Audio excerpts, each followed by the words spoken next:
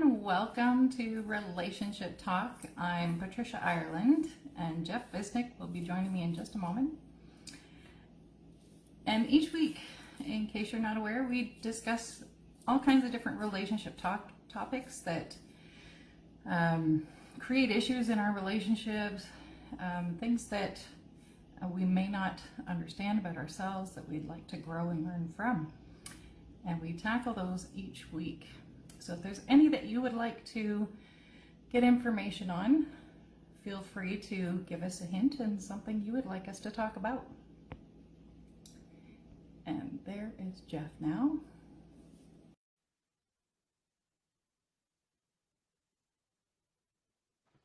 Hey.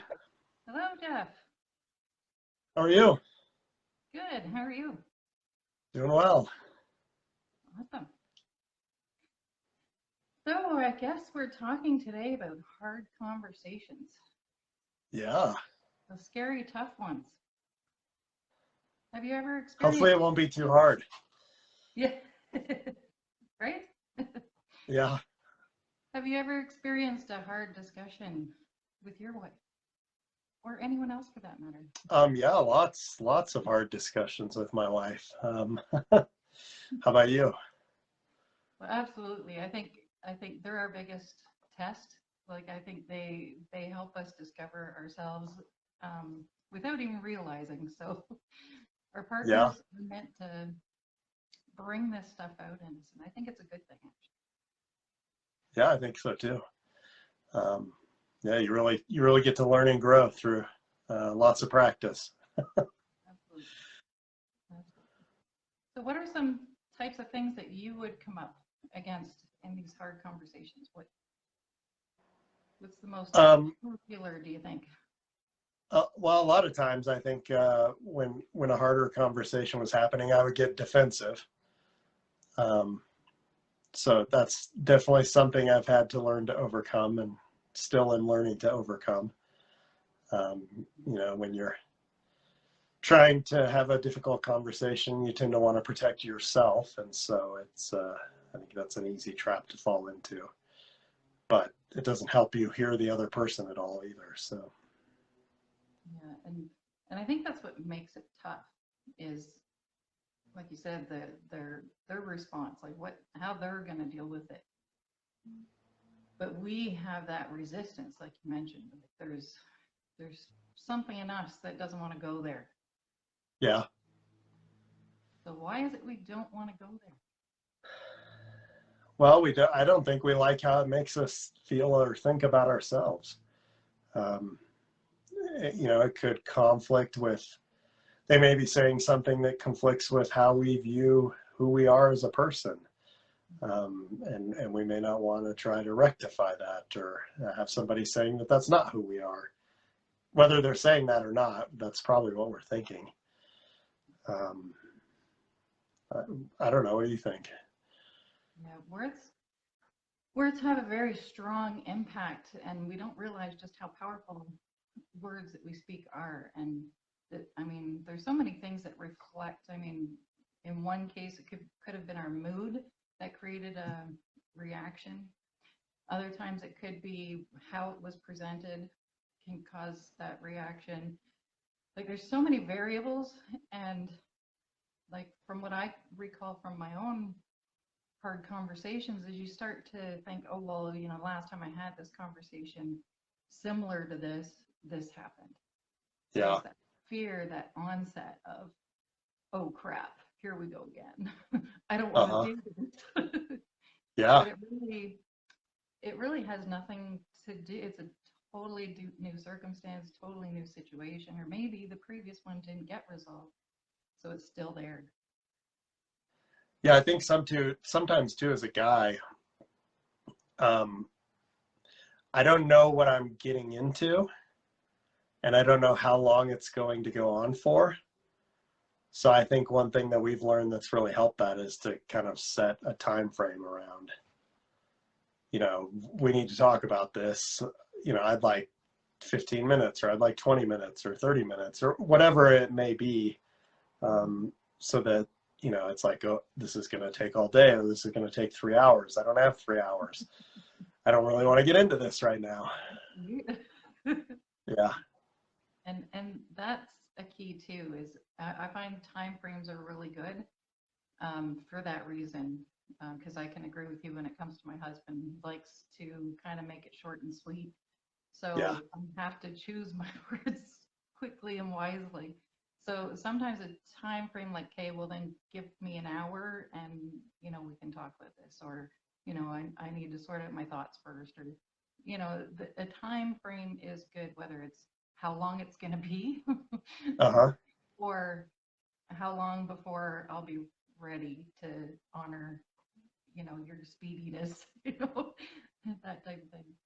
Yeah, I think that depends on the personality type of the person too, right? Because as a thinker, if you come to me and catch me off guard with something, I may get into whatever we're talking about, but then I'm going to go away and think about it. Mm-hmm. And I could potentially change my mind. Whereas if I'm given the opportunity to think about it up front, then, I'm a little more open to it. Whereas somebody who's more direct, if I give them an hour to think about it, they're going to just get angrier and angrier and angrier the whole time because I've made them think for an hour. Right. I remember one time, like I really needed to talk to my father, and it was a really touchy subject for me. It really had more to do with me wanting him to be at my wedding, and we were kind of on the outs at the time. And so it was very impactful. So I was like throwing up all the way there. I was like, Oh, wow. I was just, I was a mess and like vibrating like crazy. But the way I presented it to him is that I had said to get that fear out of the way, I'm like, okay, I'm coming and I have something I need to talk to you about. It's very important. And he like Yeah. cleared his schedule. He's like, okay. And I even got there and somebody had come and he was like, okay, well, we really need to have this conversation. So if you wouldn't mind, like I need to talk to my daughter. And I was like, ooh, wow. It Yeah. was intensive. And I remember, even though I was so afraid of voicing, like, this is how I feel, it it came out beautifully because I was so emotional. And then he was emotional. And I was like, what is happening right now? So it was like all that pressure I had built up, all that fear I had going on was like just diminished. It was like, wow, impressive. Well, we do that to ourselves a lot, right? We think we know what's going to happen when we have this conversation. And so we build up all the responses we're going to have. If they say this, I'll say this.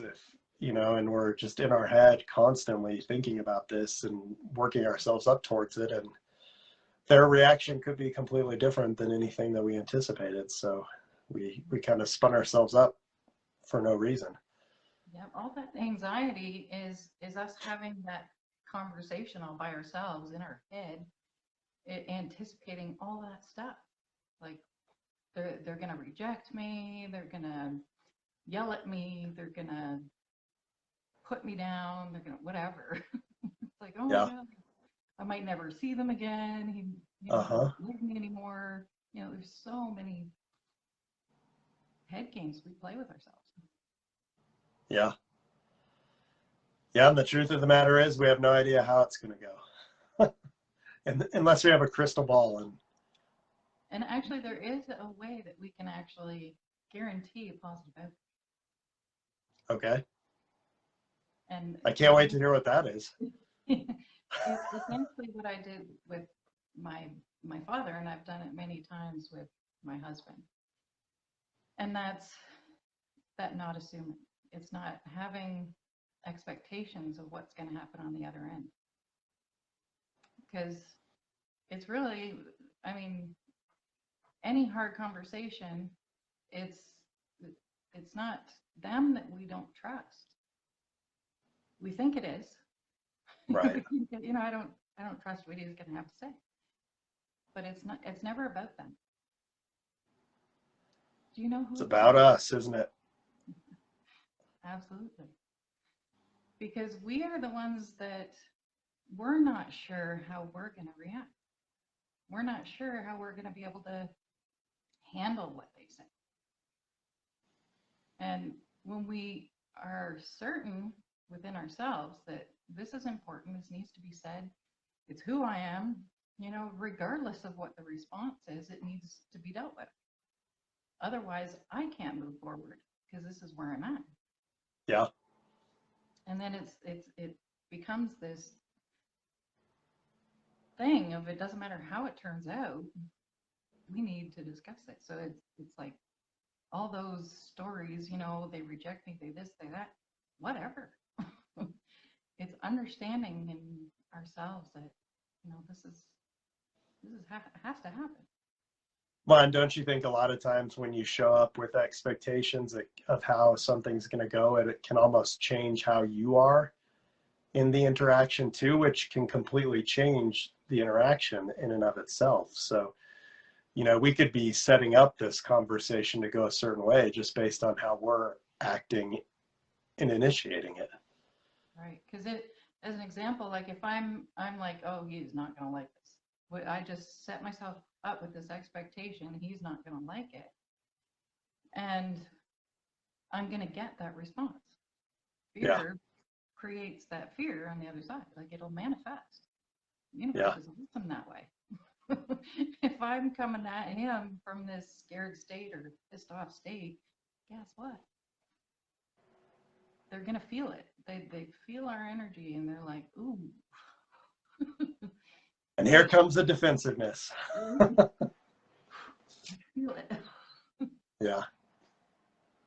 But when we come from the heart, it's like when you trust yourself, you know what you want to talk about, you know what, the root is. This is where we need to dive deeper, and it's not on them, it's on ourselves. What do I need to talk about? Why do I need to talk about this? Where is this coming from? Why is it important? Those are the key things. And then once you present it, it's like, this is where I'm coming from. This is why I'm coming from there. This is why it's important. They're getting the A, B, C, D, and E right quick, especially for men. Yep. And it's clear, and it's not wishy-washy, and it's not do it or else, and it's not, oh my God, just do what I say. Yeah. Not a directive. This is the what for us, why, where I'm coming from. Well, and the other thing that happens when you approach it that way is that you can actually listen to their answers. Yeah. Because you're open to them. Yeah. I'm curious about how you feel about this, because this could mean, many things for our future, if we're even going to have one, like this Yeah. is important. Yeah. And you want to hear the answer. And something If you're open and not attached to an outcome, you want to hear the answer. Right. If you want a certain outcome, you don't want to hear any other answers. And even those rejections, even if they say something that's kind of feels like a rejection, we know where it's coming from because we spoke from our heart. Yeah. So is their honesty, I really can't do this. This is not resonating with me. And then it's like, okay, now I know, and now, I see where we stand. Have you ever found that at times you have to give them space to think too, and come back to the conversation? Because a lot of times, right, if we're being defensive or, we're reacting from a place of fear, if we're the ones who are being talked to, then, we may say stuff that's out of fear ourselves and not really what we mean or what we want. So. Mm-hmm. Yeah, my husband has a good way of doing that, and he's like, right away, he's like, I can see it in his body. He's like overwhelmed, right? And he'll say, Yeah. I'm not in a good space right now. I need time to think about that. Yeah. And sometimes that's important anyway, because there's so much to process. It's like I might have been very clear to the point where he was like blown away. And Yeah. I was like, whoa, that came out of left field. Okay, let's give this a thought. And then, the answers you're going to have come back to you are their clarity, Yep. their honesty. So do you have a way, if things get overheated, to initiate that, or what's worked for you? Yeah, it's gotten easier over time, but it can still come up where, one or the other of us will get excited, to say the least. Because we get blindsided, right? We're our head's somewhere else, and it's not like this goes away completely. Like we can be knocked off our kilter. And again, presentation is a big piece of it. Majority of the time, I'm pretty good because of the field of work I'm in. I'm usually in that more positive state where my husband has some negativity at work. Not to condemn him or anything, but when we're subjected to negativity, it gets a little tougher. Yeah. So I can see that he's in a space, and I'll say I have something important to talk to you about. Let's discuss work first, get that out of the way. Like there's certain things, like sometimes if they haven't eaten yet, Yes. they need to purge their day, get those over with. You'll save yourself some, undue stress. Yeah. Because they are important as contributing things. They come over work, they're starving, they're unwinding from their day. Even when I worked, it was the same thing. You're hungry and you want to unwind. Last thing you Yeah. want is more directives and more questions, and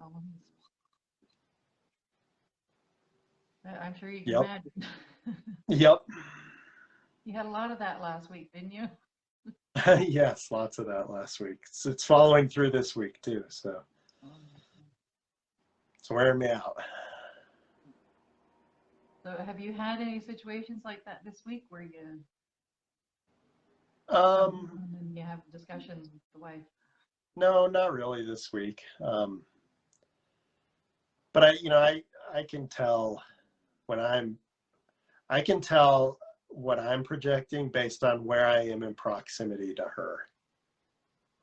If I'm close to her, then we're usually having a good conversation. If I'm far away, it's usually not as good of a conversation. So that's something I've learned to become much more aware of, is the distance between us, right? If we're sitting apart from each other, we're probably not being as nice as if we're sitting right next to each other. Yeah, and I found too, a good thing to say is, but like that you love them and care about them, and that you don't mean any harm by what you're about to say, or explain it. I know you've been upset about this in the past, so I'm a little leery of discussing this. Like some preemptive, like to help them get that you're kind of either nervous about talking about it, or like you said, if you feel that distance between you, you feel the air, but it's letting your partner know you still love and care about them. Yeah, that's an important piece as well. And for my wife, that's touch, that's closeness, that's connection, does that even maybe more so than words do. Even when my husband and I've been like really upset with each other, he's like, I still love you. I'm just not happy with you right now. Need some time. Yeah. Just because it leaves that doubt, right? And I know women especially, we hang on to that doubt. It's like they're spewing nasty words, and then we get right into this space of they don't love me anymore. I'm not good enough. I'm at all these unworthies, and yada yada, and it just spirals. So Yeah. just saying those words makes a big difference. Yeah. Yep. If left to our own devices. And and then go think, breathe, whatever. Yeah. And breathing is a big deal.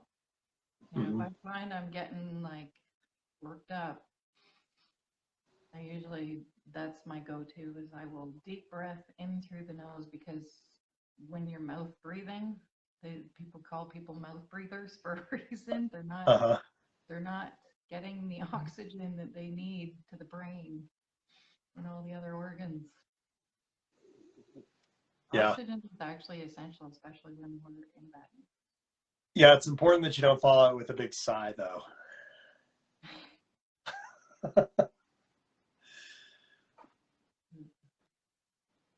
What are some That's other gotten me in ways? trouble a few times. Yeah, body language is big. Uh-huh. Like how, you know, raised eyebrows, we talked about this before. Just heavy sigh, like, you know, grunts and Yes, groans. the eye roll.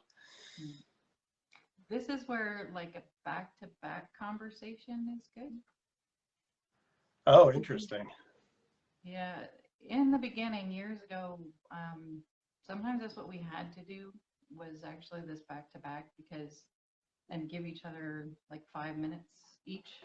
So you're responding, either initiating the conversation, responding to theirs, or, and then giving your own piece.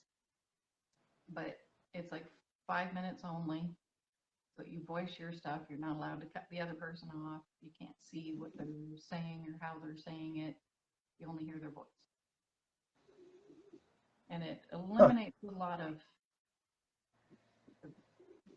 combative back and forth and upset and nasty words and things that we regret later. Yeah, I like that idea. Our counselor always put us facing each other, really close to each other, so it's a lot harder to do in that situation than You don't get a jerk look, or you know, what do you think? because there's not a lot of time where we sit there and, you know, are this close staring at each other anyways. So that in and of itself is awkward. And then you're trying to have a conversation. Yeah. Especially when you're not in a good space with them at the moment. Right. I don't want to be that close to your face, or I might spit on it. I mean, those things are dangerous. Like,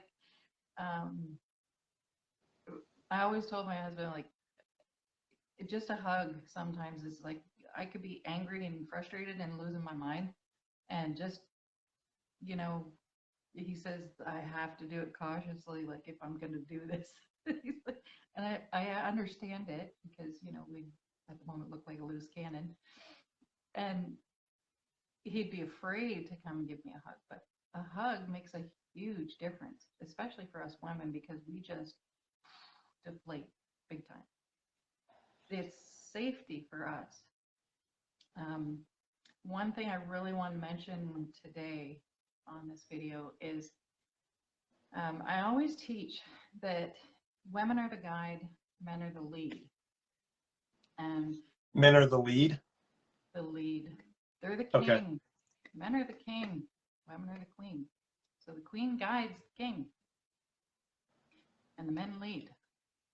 So the guidance is the information that they may not, the partner, the king, may not be thinking of or may not be aware of, because we're the caregiver, nurturer, and we have all these other things going on behind their scenes that they might not be aware of, and the emotional side of things that they may not be aware of.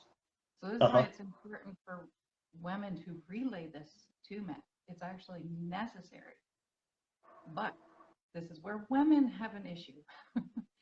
Men need to lead. Otherwise, we're emasculating our man. So in a conversation, when we're big for me, because it's meant a huge deal in our relationship. Okay.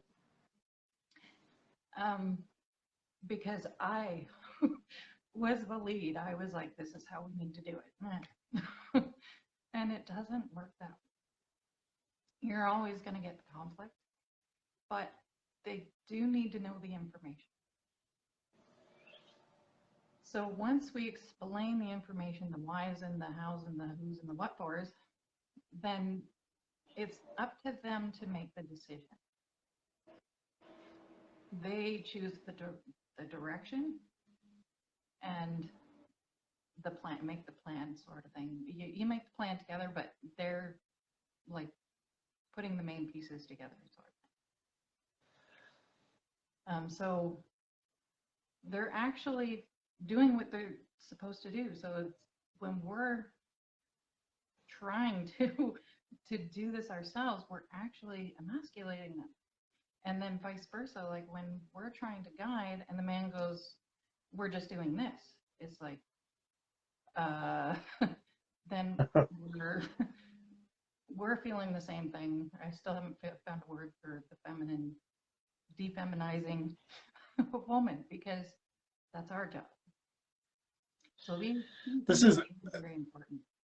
Yeah, it's interesting that you say that, because there's been a lot of times where, I agree with you completely. The hug seems to be a huge release, right? If there's tension between us. But I guess I don't seek out hugs, typically. So my thought process was always, well, if you want a hug, it's not like you come over and try to give me a hug and I'm going to be like, ooh, get away. I'm going to give you a hug. So if you want a hug, come get a hug. But that kind of contradicts what you're saying, I think, a little bit. Yeah, Or does it? Not really, no, because that's part of Okay. guiding. Okay, this is what I was starting to get into, and I'm glad you mentioned that, because part of our guiding is we believe growing up that for some reason, and I included as a child or young adult, I always thought men had it all together. They know, we just follow their lead. Uh-huh. They don't know that, we're emotional. They don't know that we need a hug. We just assume that guys know this. How can you not see I'm in tears and I'm upset? Okay, and this is where the guy's coming from is, oh my God, you're upset. We don't get that though. We think you should know better. You should give me a hug. Yeah. When there's this assuming, men should see that, I've asked this 100 times, why are they still not doing it? It's a different day, it's a different situation. Like, we need to guide. We need to guide. Their head's in a different place, and vice versa. So yes, asking. Yeah, and the only other. Oh, go ahead. Yeah, asking for a hug is very important. Asking. So that's what I was just going to add. When you tell me what to do, I'm very inclined to do the exact opposite. Right. So or the asking, I think, is. Why won't you give me a hug? Yeah. Because of the way you're acting, you're expecting, like, if you're expecting that, you're expecting the same response back. Yeah. Not cool. No, I think that's good. I like that. And another big piece for the man I was touching on too is safety. It is the man's role also to hold the tone in a relationship. And it doesn't mean that, that condones a woman being all willy-nilly and off their rocker, and that's okay. Neither is okay if either goes, gets upset and freaks out. But it's huge for a man to hold the tone, especially in the home and with the family, because that's your sanctuary, right? And for our partner to be angry, it's very scary for a woman. For kids, for a woman. Dogs. Yeah. Tone. Pets. Yeah. But it is in a man's role to actually hold the tone, especially for the family. So like examples, like if another male comes into the home and starts getting, verbally abusive, it's the man's job to hold that tone. Okay. Remove the man. Like these types of things, it's important for the safety of the women and the kids. Okay. That makes sense. Man, I'm learning a lot today. I hope everybody else is. I hope so, because this is why I teach what I teach, is because people don't really, I never knew my role as a woman, never learned.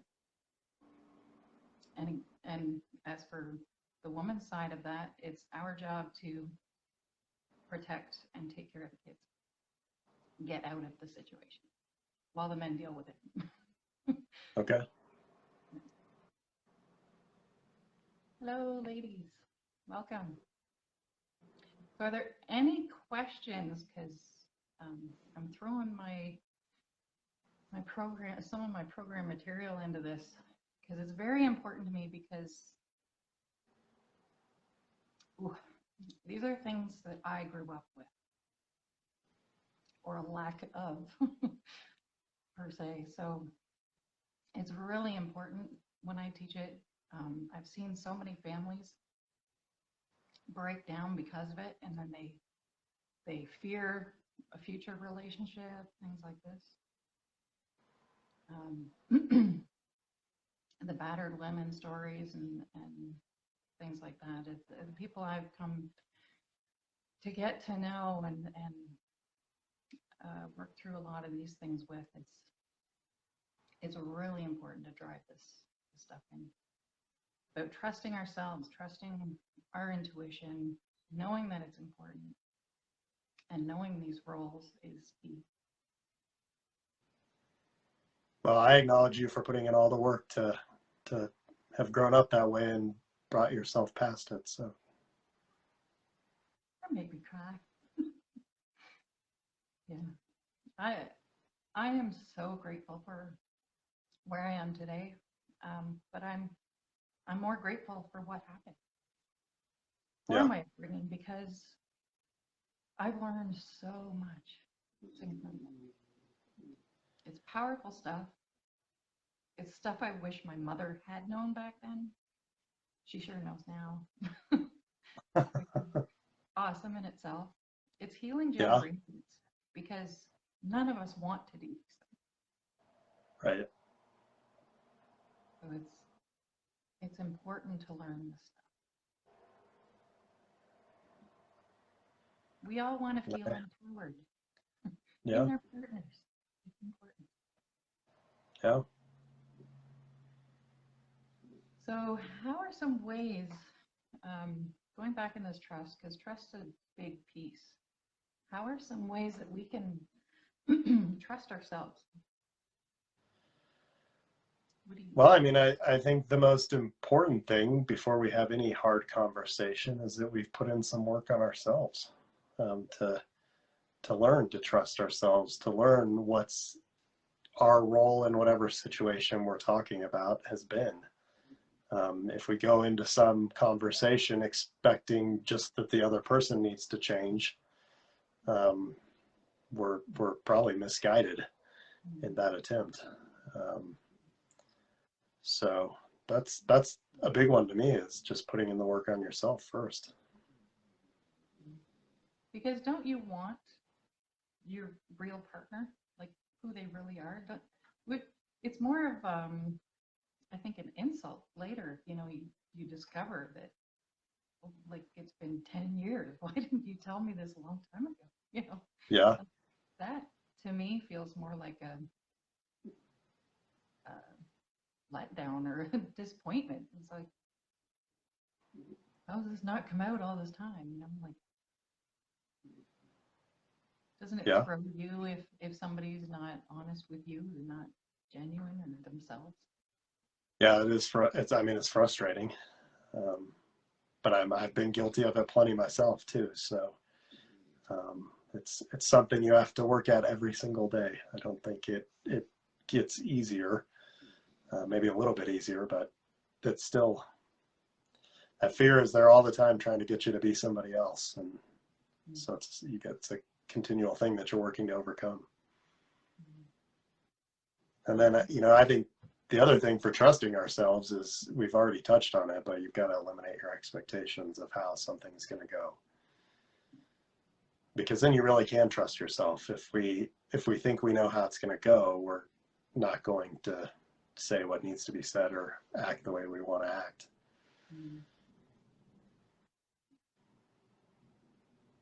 Yeah, these things like self-worth and like we think, especially women, because we're like very, not to say men don't, but women get very concerned about their looks and their how their presentation, and this is where all this, acting like the Joneses and the lady next door, and like fitting into groups and things. It's not about fitting in. It's about being you. And anytime we're trying to conform to something, it never works. So trusting what we want in our life, where we're headed, what's important to us, it's you. Nobody else can dictate that. Yeah, I couldn't agree more.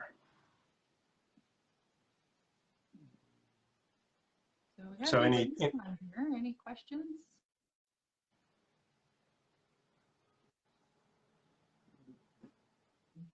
Offered a lot today.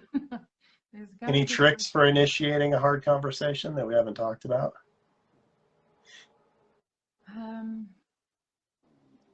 Really, like I mentioned earlier, is like really getting in touch with the clarity on what you want to speak about is important. And making sure that, like I said, they've eaten and purged their day is good too. Selective of the time frame, like obviously as soon as they get home, it's not a good idea for anything, unless it's an emergency. I mean, emergencies are different. The other one that I'll add is, when I get into bed to go to sleep is not a great time. Yeah. That's one of my wife's favorites. Oh. Yeah, you're not going to get the best version of me when I want to go to sleep. And I think that's the key, is understanding your partner too, and when the best time to have these conversations is. Have that conversation, Yeah. Words help. Like understanding helps. Yeah. Where you stand, what's good time, what's what they're feeling, what's going on, Yeah. Maybe today is not a good day at all, and you need to voice that. Yeah, I think one thing I've learned too, right? Asking permission to discuss the relationship and saying thank you when you're done. Thank you for listening. Thank you for being here for me. And then I guess the other thing I would add is approaching it from my perspective, not when you do this, some of that. This is how it makes me feel, right? Not when you do this, it's bad.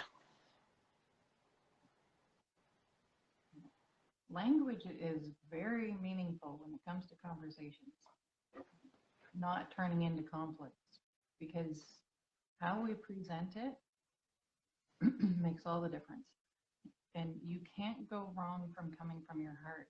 So leading with that, I love you, and this is, I'm worried that this, might go south. So bear with me. Maybe I'm not gonna voice it properly, so you prepare them that the words might come out wrong. My husband does that a lot. He'll say, my presentation sucks. My handwriting is how he puts it, and he's like, so take this with a grain of salt, and then it's good, because then I can not get defensive. I can put that shield up and go decipher kind of what he's saying and go, oh, okay, is this what you're trying to say? And he's like, no, no, Yeah. no, and he'll add to that. It's like, oh, okay, so is this what you mean? And he'll be like, yeah, yeah, yeah. And it is kind of like you're trying to decipher what they're saying, but it's guys don't talk like we do. And they don't get offended as easily like we do. Yeah. So it is important to say these things. And it's, again, talking to your partner about those things. What works and what doesn't work.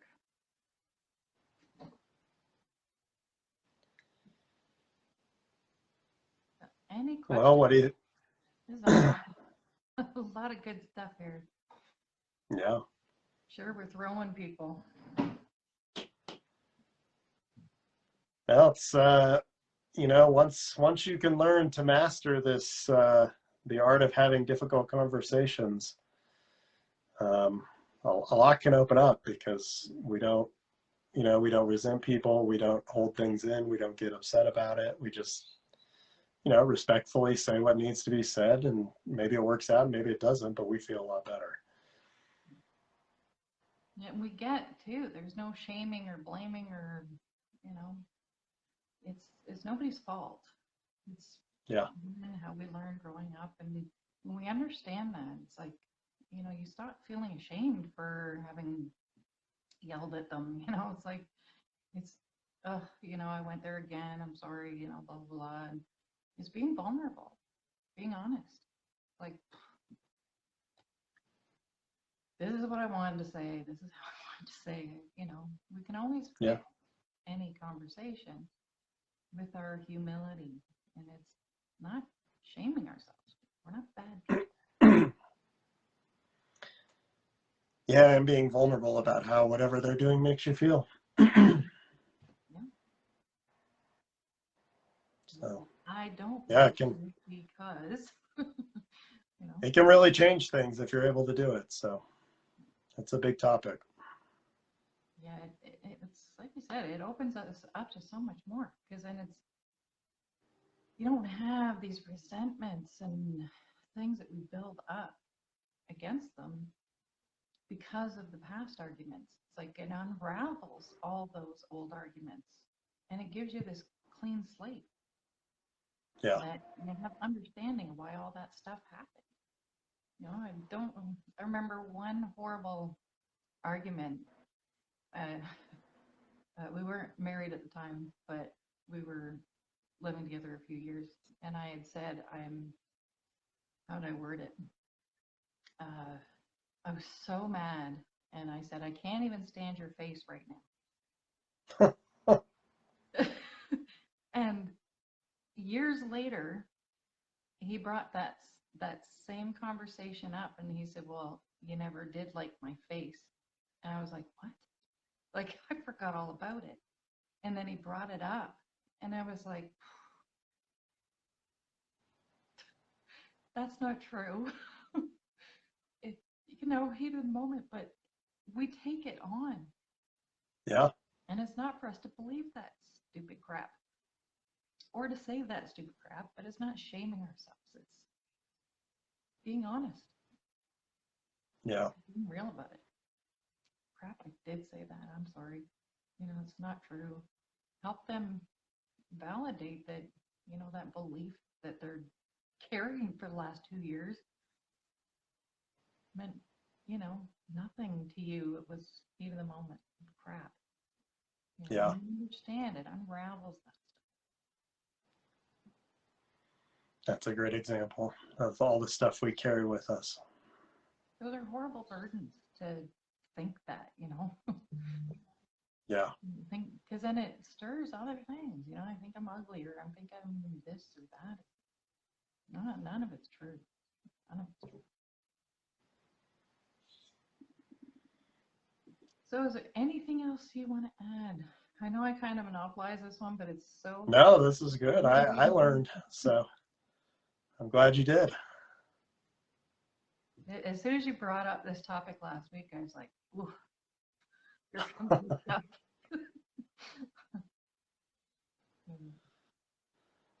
Yeah, this one. No, I think we covered it. So, if anybody has questions, ask them and we'll respond.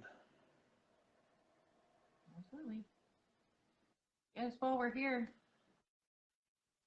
And if you watch the replay, let us know you're watching the replay. And if you still have questions, feel free to ask them. We can respond later. And if there's anything that you would like Jeff or I to talk about in these discussions, drop us that too. We would love to hear from you.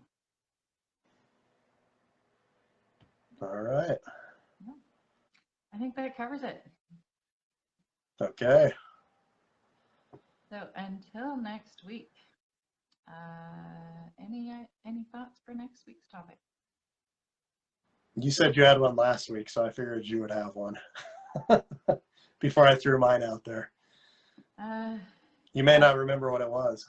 Yeah, it was actually going to be self-sabotaging. Okay. How's that sound? So it's kind of along the lines Yeah. of all this stuff, but Yeah, I like it. a little more specific. Okay. All right. So Sounds that'll be good. for next week. Yeah, have a great weekend. You too. All right. Take care, everybody. Thanks for watching. Bye. Bye-bye.